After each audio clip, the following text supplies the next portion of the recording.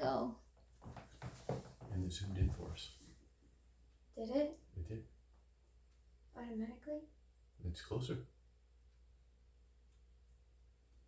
Okay, let's begin. Okay. So this was one of the first books that you recommended to me out of your collection. And I knew of Johann Hari from Social Connections, because that was some of the source material for my mass shooter book. But why don't you tell me, you were like, you recommend a lot of books, but you were especially enthusiastic about this one. So. Well, yeah, that book, I picked it up and started reading it, and it was an absolute page turner.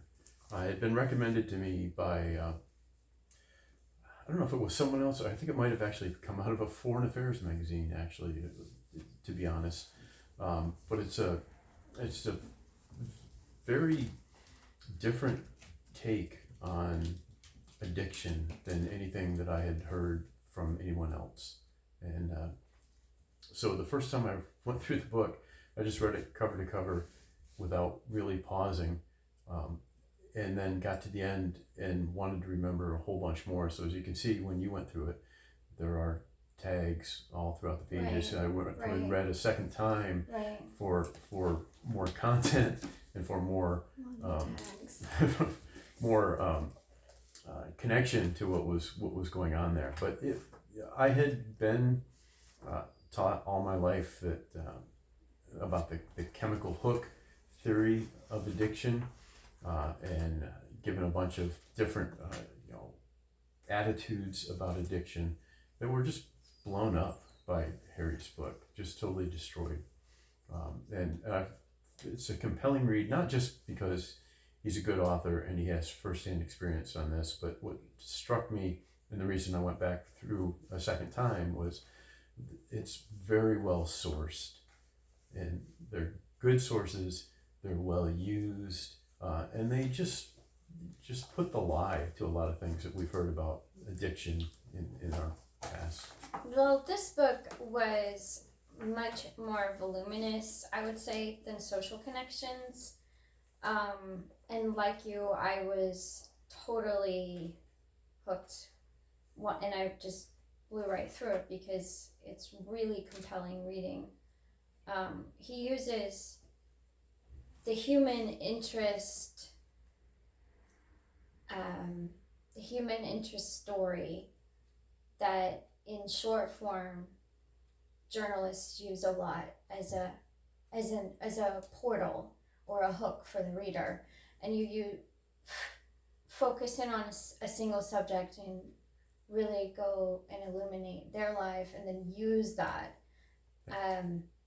And he does it really well in the long form, which is interesting to me, because I feel there are other nonfiction books that I've read. There's a book about North Dakota by a woman named Maya Rao, and it's similarly structured, and the writing is similarly granular and just like really superb, I would say, in terms of style.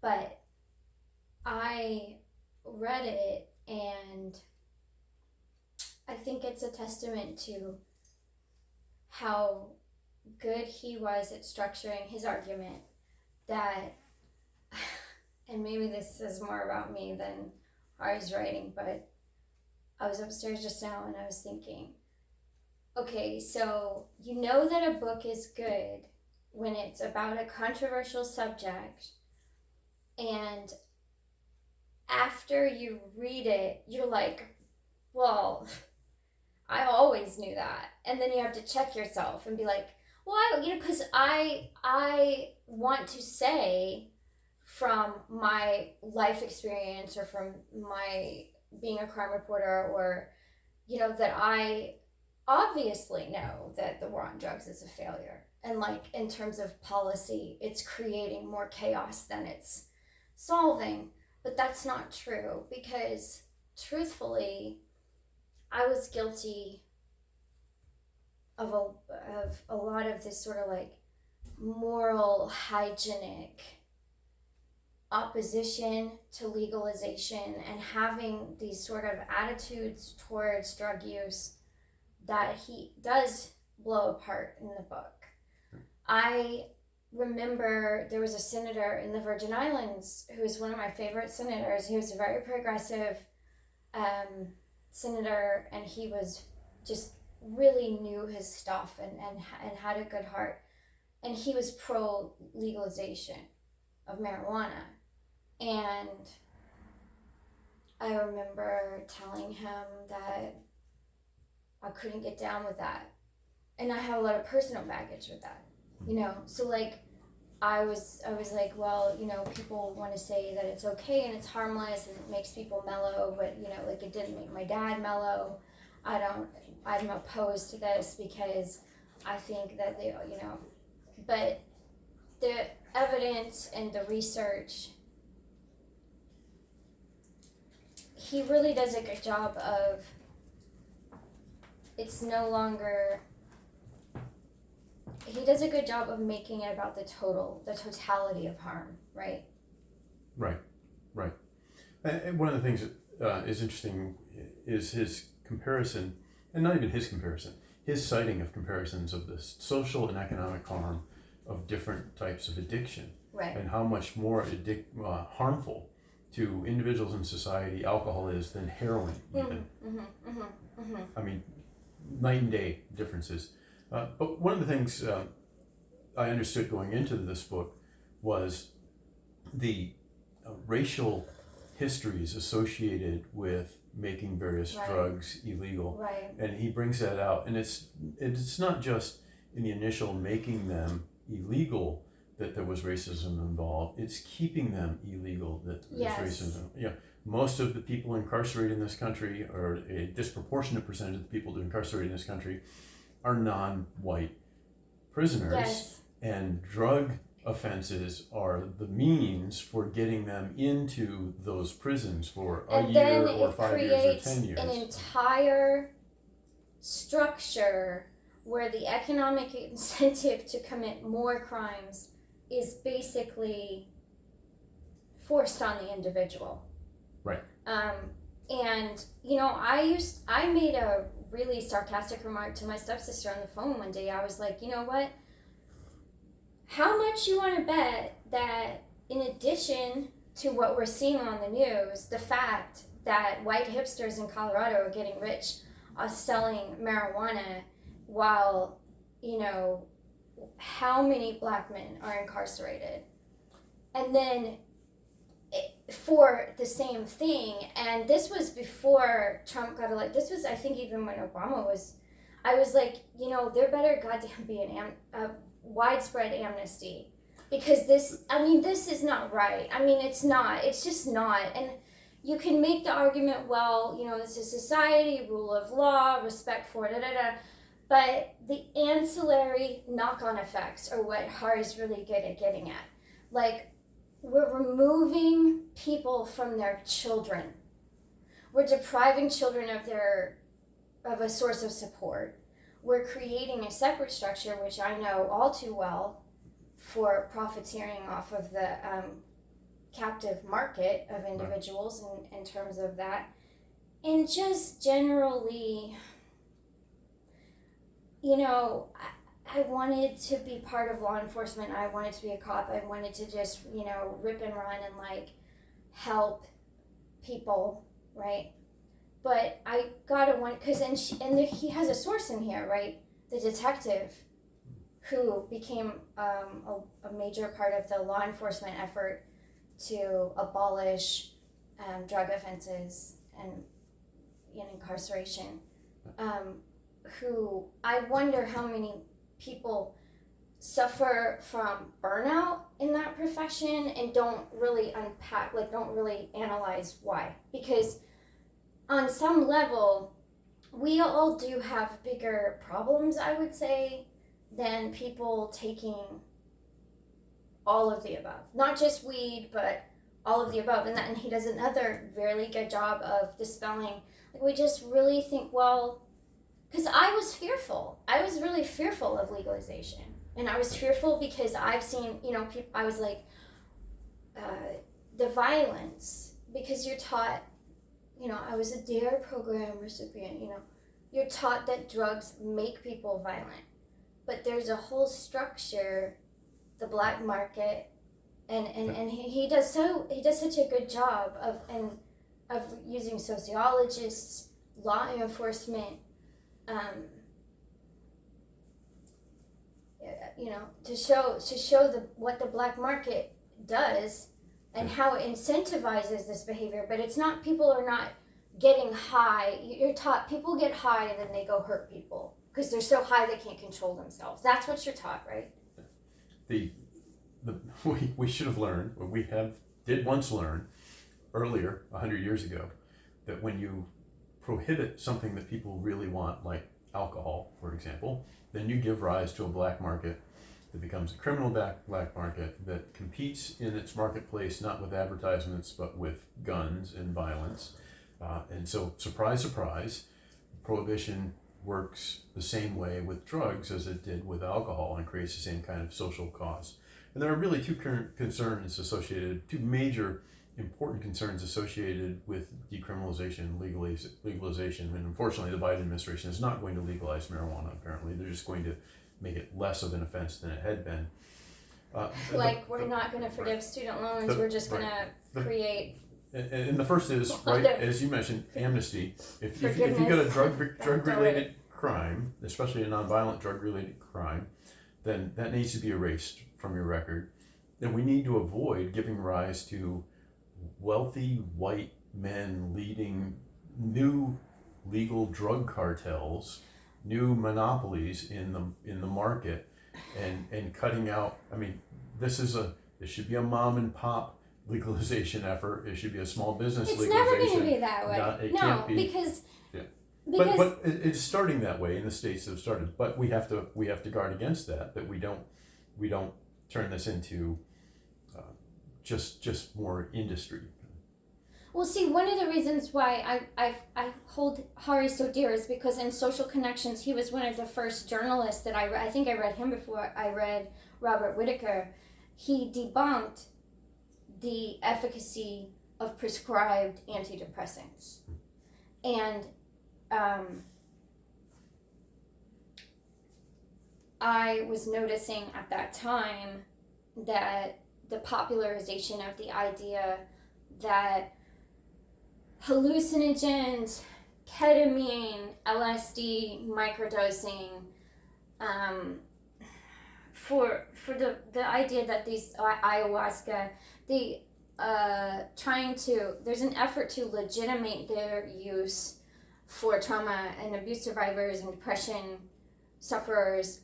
And I saw no sooner had we opened the door to this discussion than I was like, where's Big Pharma? Where's Big Pharma? Where are they going to, because they're not gonna allow that to go on their turf. They're gonna, and then I was just like, I was even looking up like who is on the ground floor of this. I would like to invest because I feel like they're gonna scoop it up. They're gonna do what they do with all the other drugs. I don't necessarily agree with it, but I was like, that's what's gonna happen. But in terms of like legalization of other drugs, if we can't even get to the normalization of marijuana, like at the federal level, I think we're a long way off from the states that Hari uses as an example, like the Netherlands and Portugal, Switzerland. Yeah, because Vancouver even. So well, they're trying to, but the right wingers are going very hard on social media to show, like they're attacking Vancouver the way that they're attacking San Francisco and other blue cities. So an anecdote on legalization and the profit motive. Here in Pennsylvania, when we were getting ready to approve medical marijuana, I crossed paths with an acquaintance of mine, a white man about my age, and his big project at the time was he was recruiting fellow investors to corner some portion of the medical marijuana market here in Pennsylvania. There's a company that made headlines recently for going bankrupt. So obviously people haven't figured out the proper business model of it. But I don't think it's a coincidence that the countries, I would be willing to bet, and I didn't look it up, I didn't do research, but I'd be willing, I was thinking, this is a country that's saturated with churches, right?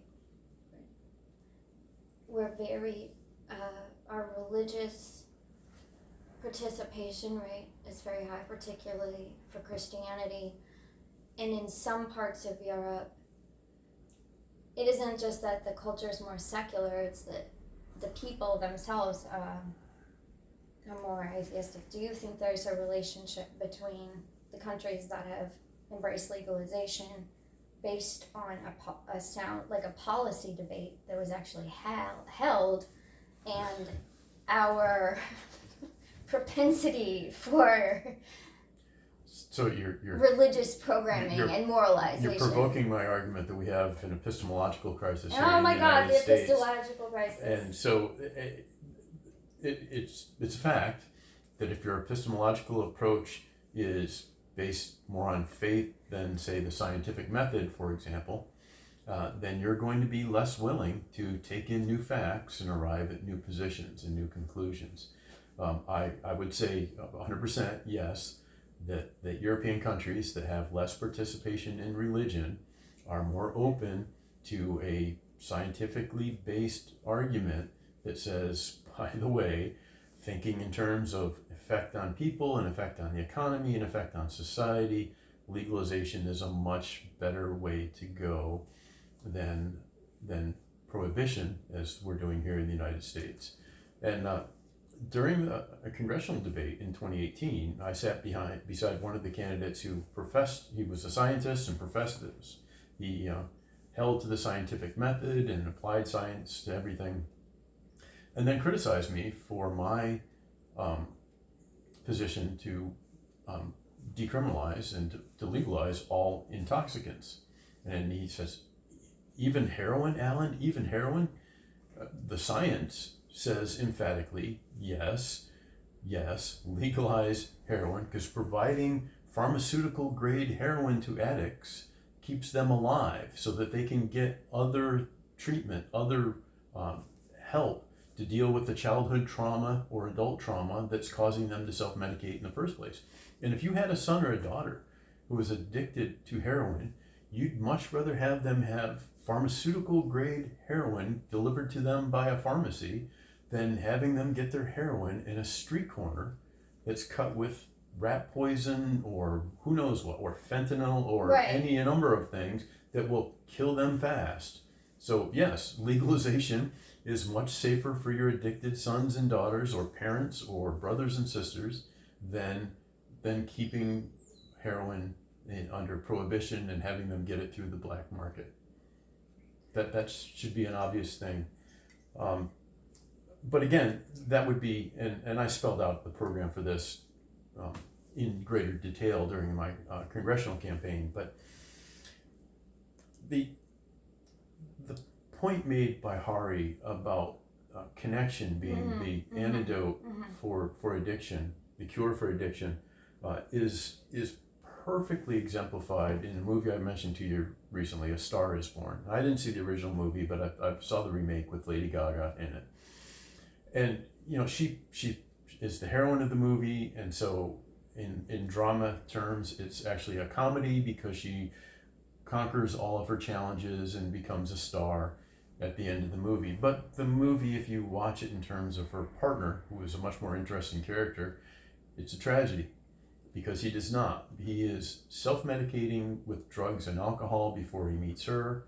Because he has her and some connection that he didn't have before, he uses alcohol less, uses drugs less, and then they start spending more and more time apart. And so he starts leaning on his other crutch for dealing with his trauma, until eventually he's told that if you don't stop cold turkey, that's it, no more alcohol, no more drugs, no more nothing, then I'm going to remove this connection from you. I'm going to leave you and you're going to be all alone.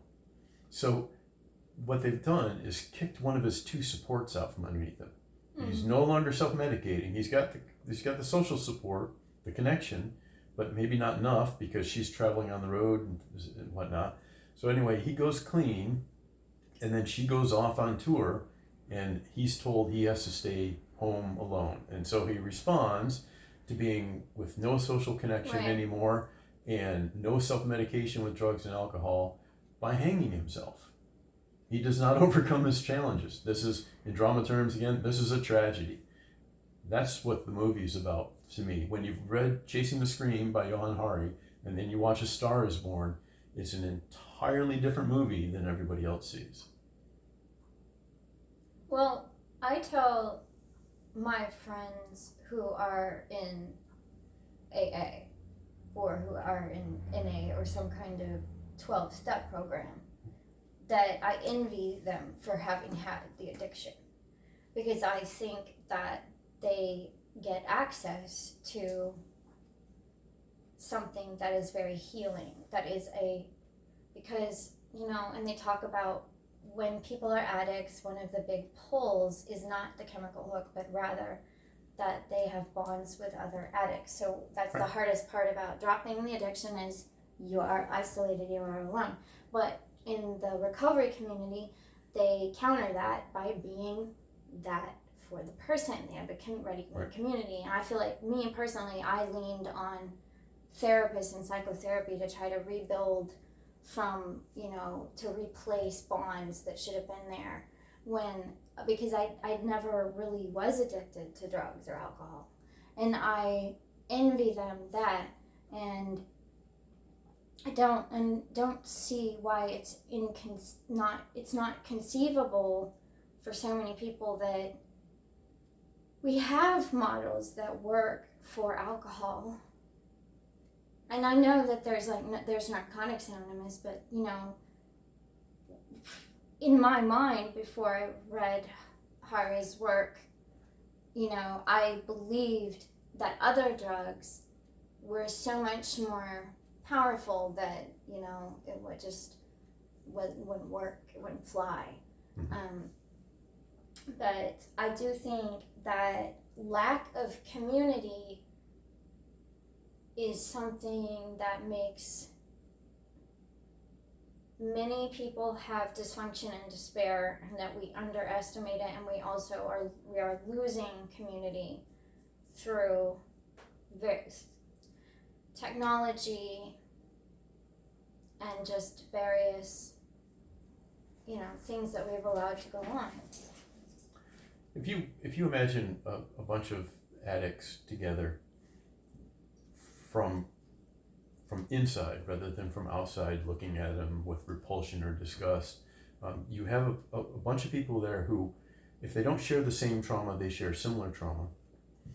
They share the same response to that trauma in that they are self-medicating outside of the bonds of the medical community, and they've got community and connection because they have those people who are doing the same things that they're doing in response to the same kind of experiences that they're doing. Right. And so they've created a supportive social structure, a family even, in that response. And so they're not in a terrible place, except for the fact that the we push them into has to facilitate. You have to do it in that abandoned house over Right. there under that bridge, Right. and you can't be around anybody else. Your family is going to kick you out and deprive you of that connection, etc. But as a group, they've actually got some power. And if they were operating in, again, a legalized community and a non-ostracized community, then they would be safer from the substances they were taking, and they would have more connection than they have in the current situation. Hari's example, right? The guy in Switzerland, I think it was. I think Austria or Switzerland. A guy he's a banker, right? He goes to the pharmacy every morning and shoots up a little bit of heroin, and he goes to his job in a bank and is productive all day long, working with his coworkers, etc. And then comes out and does the same on his way home. And he's functional. He's not ostracized from society, and so he can actually be like everybody else. He just he's got trauma that requires care, and he's getting that care that he needs. I thought it was very interesting, the part about well, first I want to say that's why I wanted us to watch The Fighter too, because the community aspect, like I was saying, in the movie, when Dickie Eklund goes to prison, like they cheer when he comes back to the crack house after his family has ostracized and rejected him, and he's holding the cake. They're like, Dickie's back. That's what people need. I think that's what everyone needs, some level of that. But I thought it was really interesting how he illustrated that when we have the pall of the moral hygiene sort of like wedge over drug addiction that, was created by people who were specifically targeting for very evil reasons Black and Hispanic people, basically. But that and Chinese immigrants. Yes, right. Okay. So, but when we have that as part of debates, and I've probably even been privy to these kinds of things from covering what I covered, but it is interesting how these things are debated at the local level, and that's why he included the poet in Vancouver who became an addict, who ended up forming a grassroots organization, right. And there was basically an uprising, and they started actually as drug addicts, as openly drug addicts,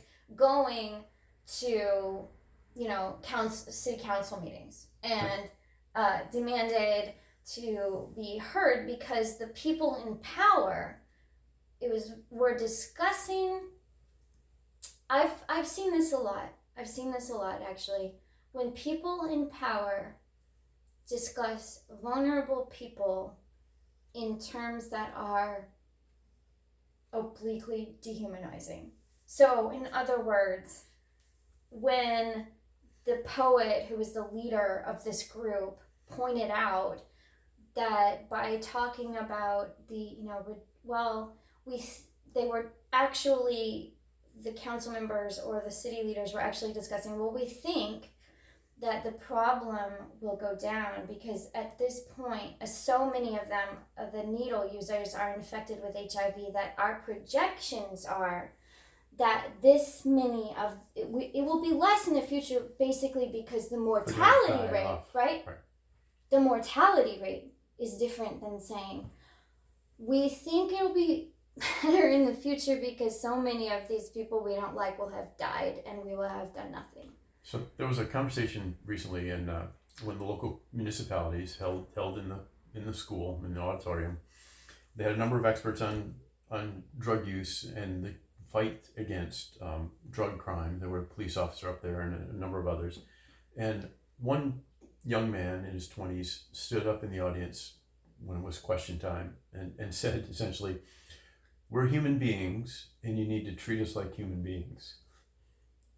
And it shut everyone up. Absolutely shut everyone up. There was just silence for a minute or two after that, where people just kind of digested that conversation. Of course, he was actually there with family members as well. And so, they're good on the family to stick with him, although you can imagine a story of where they're sticking with him because he's currently fighting his addiction, not succumbing to it, not self-medicating to deal with his trauma. He's abstaining from what might be life-preserving self-medication, but at least for a moment, for everybody in that audience, they had to think these are not disposable entities like the folks in Vancouver were thinking, they're going to die of AIDS and so things are going to get better. So that's not better. There's no way that's better. But we should talk a little bit about Rat Park. What did you think of that? Oh, I mean, I thought it was a perfect example of how the medical industry obfuscates. They create these things. They call them clinical studies. They provide you with scientific evidence, and when you actually do other more using the scientific method, and that can create so much you tell people what the rat park is. So for those who don't know, the experiments involved putting rats alone in cages and other rats together in a larger cage. And in both the large cage, where there was a community of rats that could do whatever they want, and in the isolated cages, the rats were provided 2 water bottles, one with water that was spiked with morphine. And the rats that were alone, that had nothing else to do, drank mostly the water with morphine and spent most of their time stoned out of their minds. Whereas the rats that were in community, who were having sex, who were eating and playing and having the time of their lives, drank water and tended to stay and that they away had the option. from They morphine. had the option. They didn't want to be wasted. To avail themselves of the morphine. Don't want to be wasted. I'm having too much fun with the other rats. So they took rats out of isolation that were addicted to morphine and put them into the rat park with all the other rats so they could also run around and copulate and have all the time of their lives. And those rats weaned themselves off of morphine and started drinking water all the time instead of being stoned all the time. And Hari says, wouldn't it be great if we could do an experiment? We are doing this experiment. We are absolutely doing this experiment all the time, everywhere in America, in various communities. Well, America is rat park with both. We are running both variables trials right now. So Hari gave the example of the Vietnam War and the terror that people had, that all of the heroin addicts in the Army and Marine Corps that were going to come back from Vietnam were going to be flooding the streets. Yeah, they've been hooked on heroin for a good portion of their time in Vietnam. They're going to come back to the United States and they're going to be junkies here as well. But in fact, 98%, if I'm recalling the number correctly, and I believe I am, 98% of the heroin addicts that came back from Vietnam kicked heroin when they came back to the U.S. and rejoined their families and their friends and their communities. It was the trauma of being in Vietnam that caused them to be heroin addicts. And when they were out of that situation, out of that isolation, even with their buddies there, out of that isolation, then they were done taking heroin. I learned that if you are in a lot of emotional pain, if something is really affecting you or upsetting you, if you take aspirin, within a few hours you will notice that you're a little less, because the mind body connection. Yeah, aspirin. I did it once. It worked. Yeah. So I mean, it would be interesting for me to hear your ideas about what legalization would look like in an ideal America, because I'm concerned. I'm still a little concerned and have a lot of visceral, emotional baggage about addicts. So for the congressional campaign, obviously I had to spell out a program for this. And so my proposal was this: if you wanted pharmaceutical grade safe heroin, we would establish a program for you to get that. But part of that program would include that you were engaged in some programs, approved programs, to help you deal with the trauma that was causing you to self-medicate in the first place. We know that the number one indicator for adult addiction is childhood trauma, unresolved childhood trauma. And there's childhood trauma that's unresolved because it can't be resolved, and that's never going to be resolved. So you can look for alternatives rather than resolve the trauma, or you can resolve the trauma, or there's any number of those things. So my argument was that if you were going to get from the pharmacy pharmaceutical grade heroin, and you would get it one dose at a time, not a stockpile that you could take home with you, but one dose at a time, you had to show a verified continuing participation in a program approved by the state or the federal government to qualify for that program. So we weren't just getting you high all the time. We were getting you help and getting you safely high instead of giving you street heroin and fentanyl that were going to kill you. Mm-hmm. And that's the approach to get off. And I believe, and I was curious about this before legalization of marijuana started, and I think it's so far this is borne out a little bit by the limited science that I've seen, that legal marijuana lures people away from other types of intoxicants. Not a lot, but some, simply because you can, if marijuana works for you, if the choice is marijuana works for me and this other thing also works for me, and you can get marijuana legally Right. versus putting yourself at risk to get the other Right. thing, then you'll do marijuana as a suitable substitute for that. So there's, I think programs like that will pull people away from things, because I don't think you want to legalize fentanyl, for example. That's not, I don't see, and maybe I'm just not, I'm still ignorant to this, but I don't see that someone who's been taking heroin and who could take pharmaceutical heroin can't take that as opposed to taking fentanyl. That fentanyl is the thing they've got to have. No. I mean, I guess I think that's all. I agree with most of what you just said. I just have particular questions and caveats. So the thing is, if... Yeah, and what I'm not saying, just to be clear, I'm not saying that there should be a storefront for heroin, for pharmaceutical grade heroin. I'm not saying that. I'm saying that we should do like what's happening for the banker in Switzerland, right, who has a prescription from his well, doctor. I mean, we have methadone clinics that work very similarly. Right. But, my caveats are that if we're going to mandate treatment for trauma, then we need to get much better at establishing what actually does treat trauma in a way that's efficacious. Sure. So we need to look more closely at that. I mean, I love that this is why I'm not saying that the treatment for trauma, the counseling or whatever, should that be has to be proven as efficacious before not a substitute for heroin. You just to get heroin, you need to do this as well, so that we're providing some sort of connection and some sort of potential resolution for your trauma, rather than just heroin. And we're not taking your heroin away because you're replacing it with counseling, because that doesn't work. But the other danger zone that I see,